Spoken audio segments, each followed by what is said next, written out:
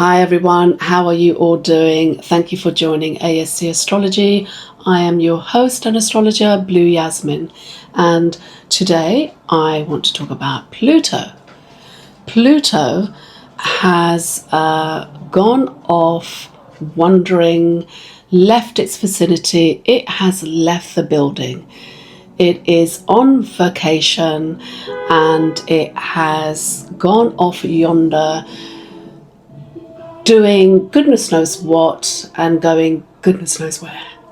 And of course, I am speaking metaphorically. What I mean by this is that Pluto is out of bounds. And some of you may be familiar with the term out of bounds, and some of you are probably saying, what the hell is she talking about? What I mean about out of bounds is that the planets sometimes move away from the borders of the solar path. So from our point of view, where we are on Earth, as we watch the sky, the sun forges a path through the sky on a daily, yearly basis. And it's that path that we call the ecliptic. And that is the solar path. And within this solar path, within this ecliptic band, is all that is astrological. The zodiac signs, the fixed stars, the zodiac constellations are within this ecliptic band, and also all the planets that and objects that orbit the sun are within this ecliptic band. Now, sometimes a planet may go over the ecliptic band, either north or south. Now, the ecliptic band is the solar path. It is the kingdom of the sun. It is the parameters of the sun. It is where the sun rules. It is where the sun's rules and regulations lie. It's the borders. It's the area of the sun that the sun rules, and it rules everything over what's within this border. So when a planet goes out of bounds, it goes outside of the parameters, outside of the border of the solar path, and it's said to go rogue. It's said to go wild. When planets go out of bounds, they are rule breakers. They are like these little naughty imps that get up to naughty things, and they are intense and extreme in their archetype nature.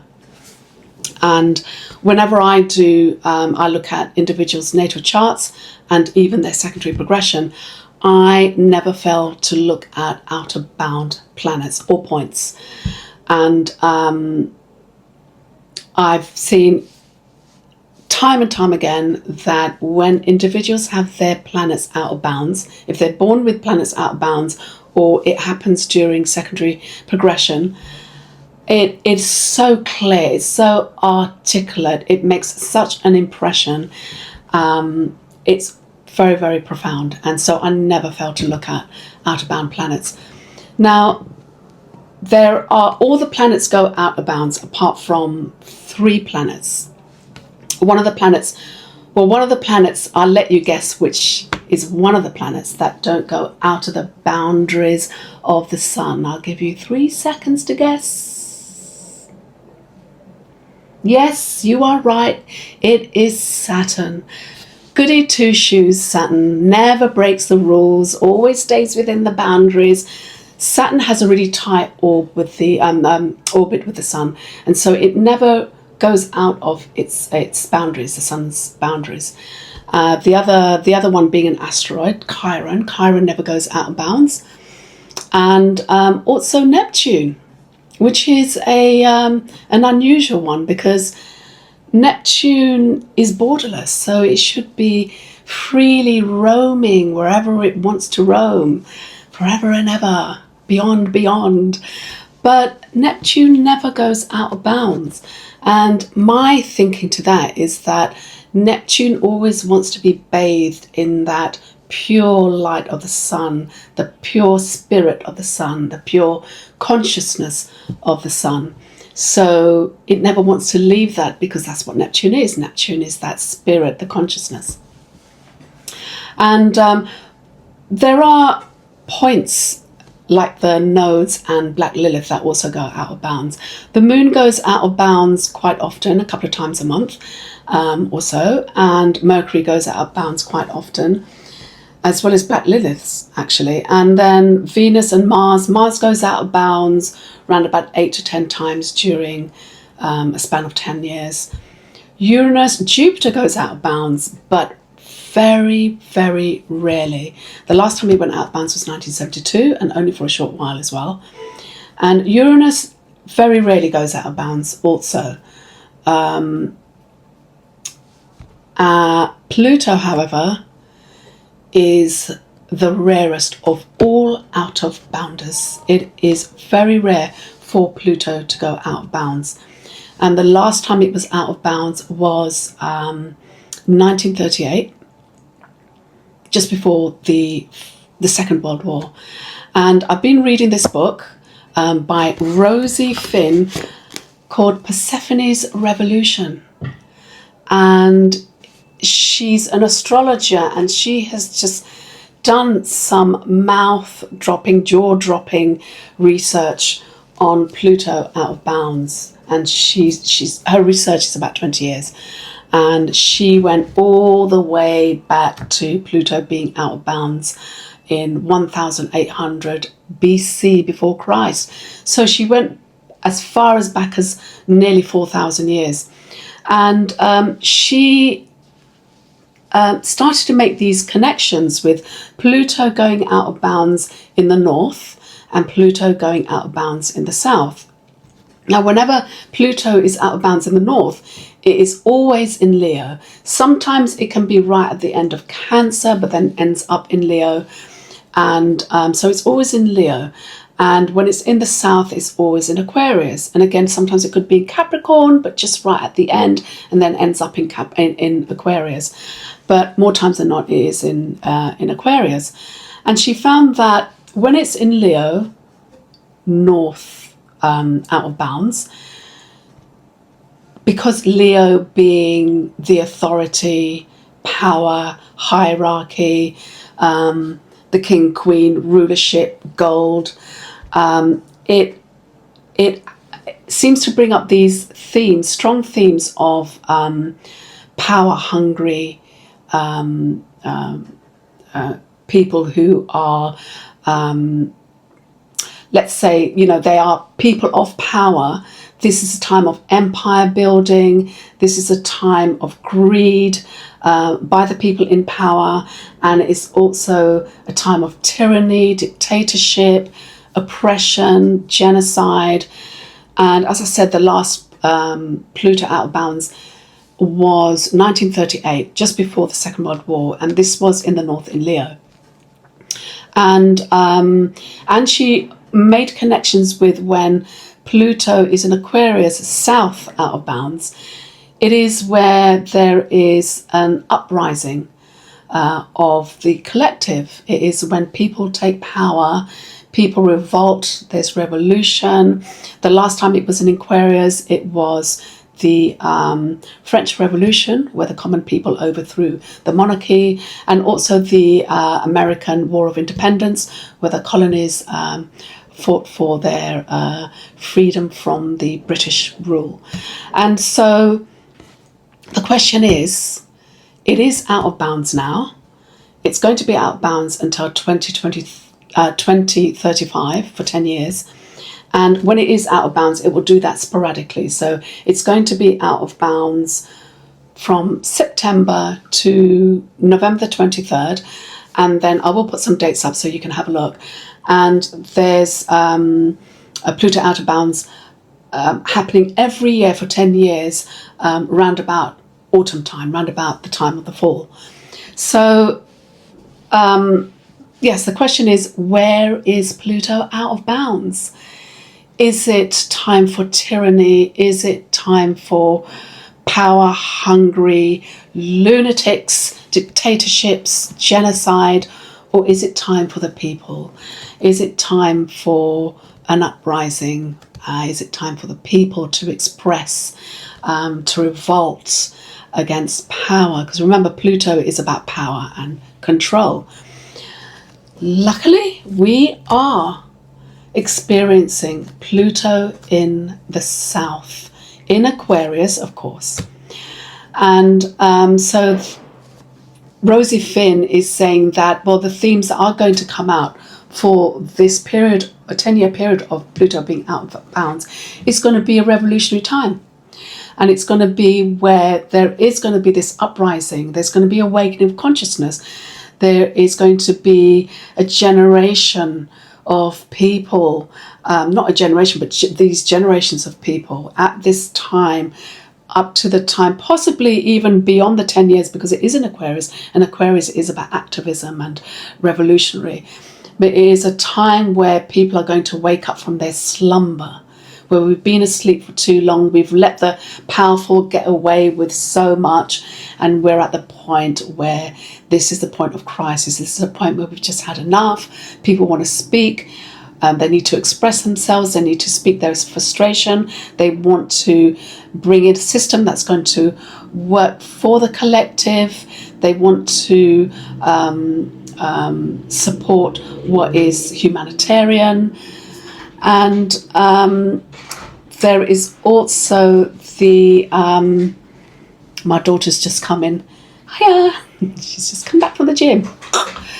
Yeah, so there is a prediction of uprising of the collective, which we are already seeing. We have been witnessing this September, where we have the killing of Charlie, who was the right-wing politician activist.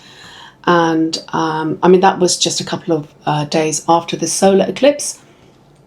And we do see that during solar eclipse, where we see people from a powerful status or a political status or a royal status, where they step down, or they're forced to step down, or even people passing away. And there's also been a lot of protesting going on.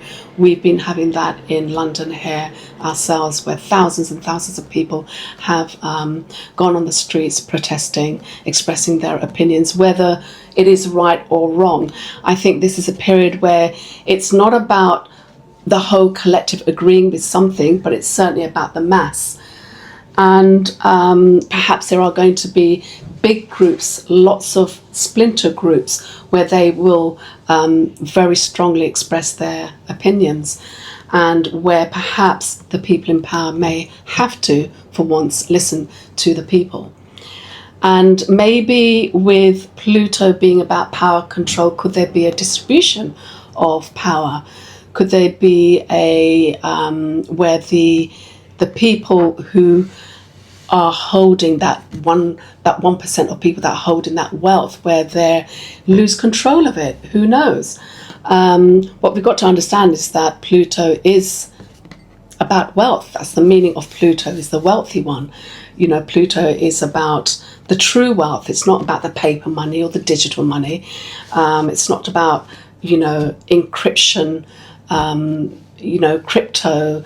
It's something that's real. It's something that's solid, that lays beneath the ground, that plutonic underneath, in the dark, under the ground. We're talking about the true wealth. That's the precious minerals, gold, diamond, and you know, this is what the 1% of people in power hold, is that they have control of these very precious minerals, including black gold, which is, you know, it's oil, which lies underground. And so whether there is a distribution of wealth or a fall of power, we don't know. But what we can say for definite, with Pluto being in Aquarius, having that kind of activist theme to it, is that people are definitely, they're already starting to wake up, rise up. There is a awakening of the consciousness. And Rosie Finn talks about this happening not like one long war or battle between the common people and the people in power, but where there is going to be sporadic moments, spurts, where when Pluto goes out of bounds, then these kind of actions will go into extremes. And will it be that there's going to be struggle, frustration, may even come to points of violence, like we've already seen.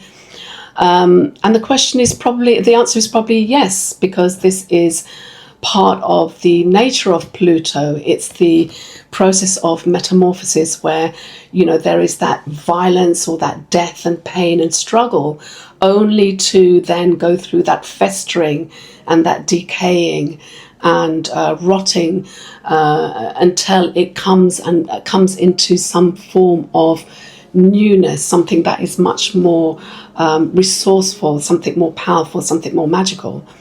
And that is how Pluto works. And of course, with Aquarius is about revolution. And I have to add that it is not just in Aquarius. What's so amazing about this Pluto out of bounds is that it is for the first time in the age of Aquarius. And so we are really talking about deep, profound change here. So with Pluto being, that all about power and control, and then with the Aquarius being about, taking action for humanity and revolution and, breaking down old structures, old systems, particularly political system, economical systems, there may be a point of where it can and may get difficult. But what Rosie Finney is saying is that these may just happen in extreme, in episodes, as Pluto goes in and out of bounds. So in what way can Pluto express itself as it goes in and out of bounds? Because Pluto being out of bounds, for me, when I think about planets out of bounds, I think of them as going into, some kind of holy journey, a pilgrimage, if you like. We do say that when planets go out of bounds, they are rule breakers. They are just roaming wild and they're just getting up to no good. But for me, I see planets that go out of bound going into some kind of pilgrimage, a bit like Jesus fasting for 40 days and 40 nights, where he goes wandering across the desert of Judea, and where he is ministered by the angels, preparing for ministry, and then you have him coming across the devil, Satan himself, where he is tempted by the devil. And believe me, I know what that's like. I've done quite a lot of fasting, and I've done some long-term fasting, and I have temptation by the devil, but it's always in the form of a donut. Yes. But making light of it, Pluto going out bounds, I see as like Moses going to Mount Sinai, where he goes off, talks to some burning bush, communicates with the voice of God, and then comes down with this tablet, these new rules, new regulations, and people are either in awe or they're absolutely just, find it unacceptable. And these two characters, they are, followed by millions and millions of people in this world, where they follow the word of Jesus, they follow the rules of Moses.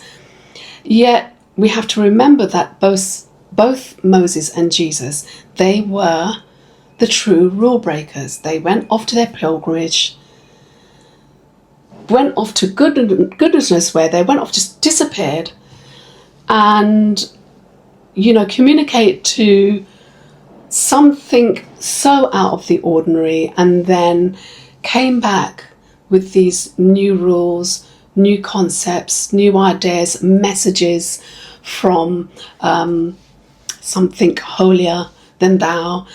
And they were the true rule breakers. I mean, you've got to remember that these characters, they were feared by the powerful people.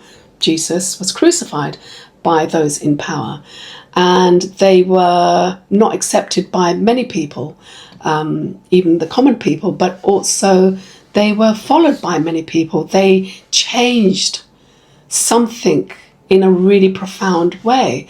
And that's how I see planets going out of bounds, that they are trendsetters, or they have this energy to come back in and profoundly change something, or give something different to an individual that is different from others, where these people have this energy to make other people think out of the box.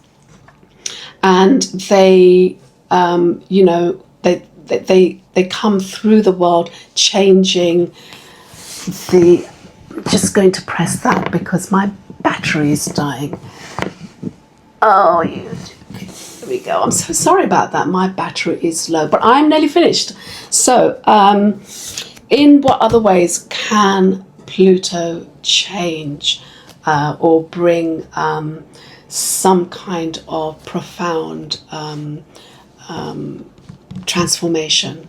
Because in Aquarius it's transformation, and Pluto is about transformation in the form of metamorphosis. And we're already seeing it in that kind of Pluto fashion, where Pluto is that pollution, it's the waste, it's the decay.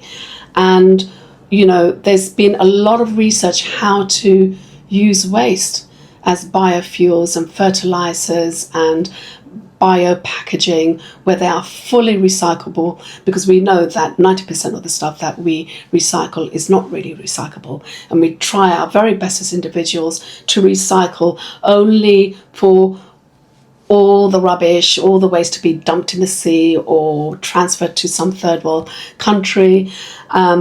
We are really needing to look at materials that are truly recyclable. And I think this is where Pluto is going to come in, being out of bounds. It's going to perhaps bringing new ways of using waste. There is this type of algae that's floating around in the sea causing havoc.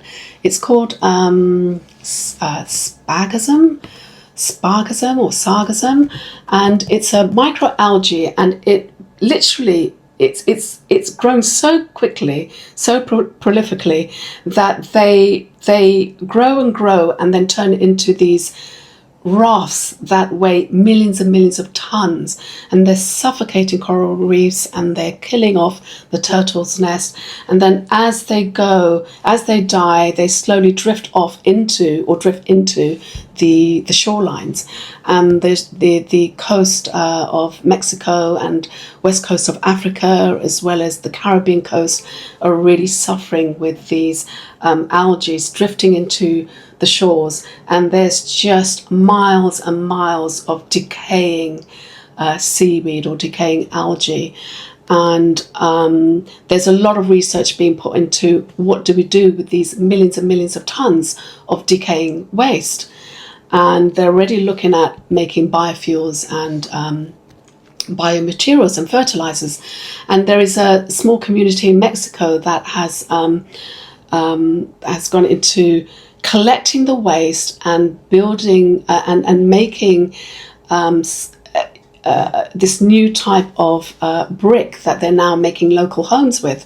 This is Pluto at its best. It is like the master in Aquarius. It's like the master of eco-activism. It is the queen of recycling, the master of biorecycling, where it has this death taking place and then it rots, and only to build into something that is so highly resourceful, making something that is high quality resource. And so I really see that coming in the next few years, where perhaps we're going to find new ways of using waste, and also perhaps we could be looking at free energy. We could be looking at cheaper energy, at least. Because we've got to remember that when Pluto's out of bounds, it's going to affect the sextile to Neptune, Neptune being gas and oil, and it's also trining with Uranus. And Uranus in Gemini. Gemini is the neural network, and you know, going back to the waste, there is this amazing work that they're doing with fungi. Fungi is very Pluto. Fungi is that growing in the dark, growing in the cold, growing in the wet, feeding off the decay. You can't get any better organism, living organism, like fungi to, you know, that connection with that Pluto nature. And they're looking at how they can use mushrooms as some kind of like their energy cell units. And there is this like this fungal bioelectricity that they're working on, where the fungi makes energy, but as it makes the energy, it cleans the air at the same time. And again, you know, that is fungi bioelectricity. That's fungi, Pluto, electricity, Aquarius. So I think we're going to see a lot of dramatic findings, amazing research being done, and discoveries and breakthroughs, particularly as well in the science world, the world of medicine. There could be where Pluto is the DNA and Gemini, Uranus and Gemini is the neural network.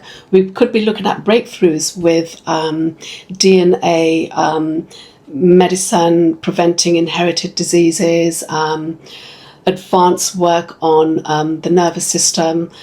We could be looking at, with Aquarius being electricity and light, we could be looking at very advanced electric therapy, light therapy.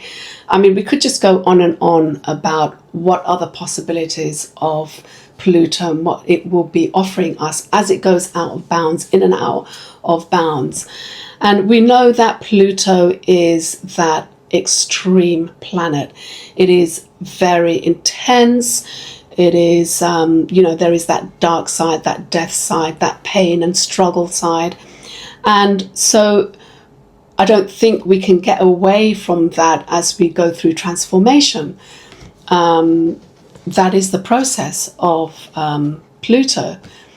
But I think what we've got to remember is that if we look at history, yes, there are times of darkness. There is times in history, many times in history, where humankind has been in oppression.